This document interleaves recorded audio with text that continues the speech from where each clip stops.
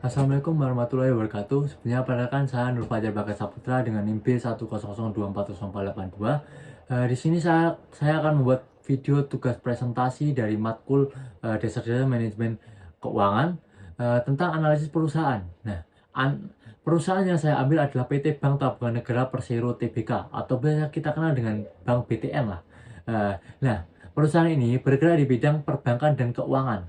Nah, sebelum lebih lanjut, saya akan memberikan profil dari perusahaan ini.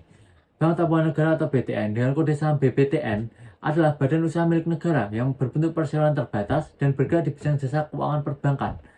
Sejak 2021, bank ini dipimpin oleh Heru Kosmahargyo sebagai direktur utamanya. PT Bank Tabungan Negara berdiri pada 1897 dengan nama Postpar Bank yang kemudian diubah menjadi Kyokin Kyoku saat masa pendudukan Jepang pada 1942. Setelah kemerdekaan, pemerintah Indonesia mengambil alih dan menamainya Kantor Tabungan Pos pada 1945. Sejak 1963, bank ini resmi dikenal sebagai Bank Tabungan Negara atau BTN. Pada 1974, BTN ditunjuk sebagai satu-satunya bank penyalur kredit kepemilikan rumah atau KPR dan resmi menjadi perseroan terbatas atau biasa disebut PT pada 1992. Nah, keunggulan kompetitif dari perusahaan ini adalah PT Bank Tabungan Negara memiliki keunggulan kompetitif sebagai bank yang berfokus pada pembiayaan sektor perumahan nasional. BTN tidak hanya membiayai pengembangan, tapi juga menyalurkan KPR subsidi dan non-subsidi, sehingga menjadi market leader dan penggerak utama pasar KPR di Indonesia. Pada segmen syariah, BTN unggul melalui dukungan terhadap program perumahan pemerintahan, transformasi digital berkelanjutan, serta inovasi produk seperti Rent to Own, syariah, dan platform digital Tepera. Lebih lanjut, BTN memerlukan daya saing jangka panjang dengan mengintegrasikan prinsip keberlanjutan lingkungan, sosial, dan tata kelola ESG dalam strategi bisnis sebagai untuk komitmen terhadap pengembangan pembangunan berkelanjutan. Di samping itu, stabilitas keuangan BTN itu sangat kuat, tercermin dari rasio kecukupan modal CAR sebesar 18,15% yang menunjukkan ketahanan dan kredibilitas tinggi dalam industri perbankan nasional. Nah, selanjutnya saya akan menganalisis rasio keuangan dari perusahaan ini ya. Nah, rasio keuangan yang saya ambil adalah rasio keuangan likuiditas dan solvabilitas.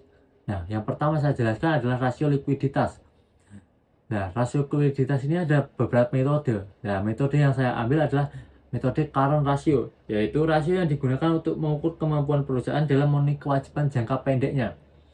Nah, data yang saya ambil adalah data laporan keuangan Bank BTN ini pada tahun 2024. Nah, untuk current ratio sendiri itu, rumusnya adalah aset lancar dibagi dengan kewajiban lancar. Nah, untuk mencari aset lancar, kita harus melihat dari data laporan keuangan tahun 2024 tadi. Nah, ini sudah saya cari di laporan tersebut. Total aset lancar itu terdiri dari kas dan setara kas, efek aset likuid, penempatan pada Bank Indonesia dan bank lain. Nah, kasnya sekian dan efeknya sekian, penempatan pada Bank Indonesia sekian, kita jumlahkan. Nah, itu akan menghasilkan total aset lancar. Nah, selanjutnya kewajiban lancar juga sama seperti aset lancar tadi. Itu ada dari beberapa hal seperti total liabilitas segera, simpanan nasabah yaitu seperti giro, tabungan, dan deposito, dan simpanan dari bank lain. Nah, ketika itu kita jumlah maka akan menghasilkan total kewajiban lancar. Oke, lanjut. Nah, langsung kita masukkan ke rumus current ratio tadi. Aset lancar dibagi kewajiban lancar. Jadi 65,48 triliun sekian itu dibagi dengan 355,15 triliun sekian. Nah, akan menghasilkan current ratio 0,18. Nah, dari hasil perhitungan tersebut menunjukkan bahwa current ratio BTN tahun 2024 adalah sebesar 0,18 kali atau 18%. Artinya setiap Rp1 kewajiban jangka pendek ia hanya dijamin oleh 0,18 rupiah aset lancar yang dimiliki bank. Secara umum, rasio ini tampak rendah jika dibandingkan dengan perusahaan non keuangan. Namun dalam industri perbankan, nilai tersebut masih tergolong normal dan sehat karena struktur keuangan bank memang berbeda dengan perusahaan lain lah. Dana jangka pendek dari nasabah seperti giro, tabungan, dan deposito digunakan untuk disalurkan kembali dalam bentuk kredit, sehingga aset lancar relatif lebih kecil dibanding dengan kewajiban lancarnya.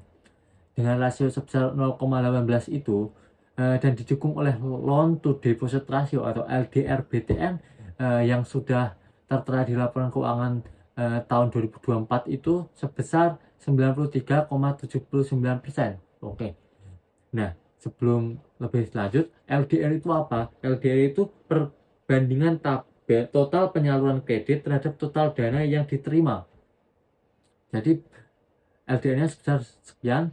Dapat disimpulkan bahwa posisi likuiditas BTN tahun 2024 dalam kondisi stabil dan terjaga serta mampu memenuhi kewajiban jangka pendeknya secara efektif. Jadi dari rasio likuiditas ini perusahaan ini masih efektif lah. Untuk rasio selanjutnya yang saya ambil adalah rasio solvabilitas. Nah, dalam rasio solvabilitas ini saya mengambil metode rasio utang terhadap aset. Nah, rasio utang terhadap aset itu adalah perbandingan dari total utang perusahaan dibagi dengan total aset perusahaan. Dari data laporan keuangan perusahaan BTN tahun 2024, total aset keseluruhan bank BTN itu sebesar 469,61 triliun rupiah sekian lah. Terus total utangnya itu sebesar 437,042 triliun sekian. Nah, kita akan bandingkan antara total utang tersebut dengan total aset tersebut. Nah, kita langsung masukkan ke rumus rasio utang terhadap aset, yaitu total utang dibagi total aset. Nah, akan menghasilkan seperti data di atas 0,9306. Nah, kita akan jadikan persen, maka kita akan kalikan 100%, akan menghasilkan 93,06%. Artinya, dari rasio utang terhadap aset sebesar 93,06% itu, dari seluruh aset BTN yang dibayar oleh utang atau kewajiban, sedangkan sisanya 6,94% itu dibayar oleh modal sendiri atau biasa disebut ekuitas. Meskipun rasio ini tergolong tinggi, hal tersebut normal untuk industri perbankan karena dana pihak ketiga seperti giro, tabungan, dan deposito nasabah itu dicatat sebagai kewajiban. Dengan kata lain, sebagian besar aset BTN berasal dari dana masyarakat yang dikelola dan disalurkan kembali dalam bentuk kredit dan investasi. Hal ini menunjukkan bahwa BTN memiliki struktur pendanaan yang efisien dan masih berada dalam kondisi solvabilitas yang sehat, masih efektif lah. Oke, selanjutnya kan sudah saya jelaskan tentang analisis rasio keuangan dari perusahaan PT Bank Tabungan Negara atau biasa disebut. Jadi kesimpulannya adalah Bank Tabungan Negara Persero Tbk merupakan bank BUMN yang berfokus pada pembiayaan perumahan dan menjadi pemimpin pasar KPR di Indonesia. Keunggulan kompetitif BTN terletak pada pengalaman panjang di sektor perumahan, dukungan pemerintah, jaringan luas, serta inovasi digital yang membuat posisi sebagai bank perumahan terdepan di Indonesia. Berdasarkan hasil analisis laporan keuangan, PT Bank Tabungan Negara atau BTN Tbk tahun 2024 dapat disimpulkan bahwa kondisi keuangan BTN berada dalam kondisi liquid dan solvable. Nilai current ratio sebesar 0,18 kali atau 18% menunjukkan bahwa kemampuan BTN dalam memenuhi kewajiban jangka pendek masih terjaga dengan baik meskipun relatif rendah. Hal ini wajar bagi sektor perbankan. Sementara itu, rasio utang terhadap aset sebesar 93,06% menunjukkan bahwa sebagian besar aset BTN dibayar oleh kewajiban. Namun dalam batas sehat dan efisien untuk industri bank, secara keseluruhan BTN mampu menjaga stabilitas keuangan dan menunjukkan kinerja yang solid dalam pengelolaan likuiditas serta struktur pendanaannya. Nah, itu dari analisis yang saya buat dari laporan keuangan PT Bank Tabungan Negara Persero Tbk pada tahun 2024. Nah, cukup sampai sini presentasi yang bisa saya sampaikan.